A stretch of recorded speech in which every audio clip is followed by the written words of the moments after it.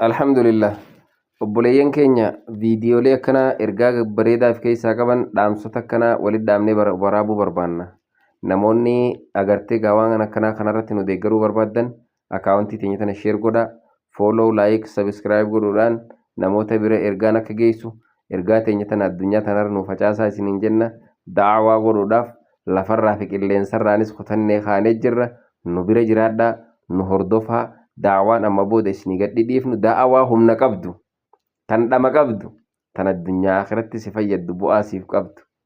Seenaalee garaagaraa diddiiga seenaa keessa seennee diddiisinee seenaa asisiifanii baasna jechuudha.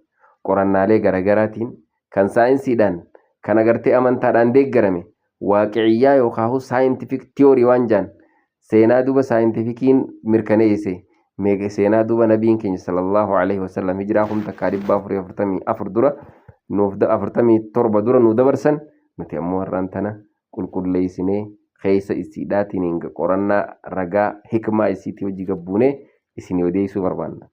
Kanaafuu akaawuntii keenya kan nu hordofaa, nullee jajjabeessaa, nullee deeggara, sappoortaa.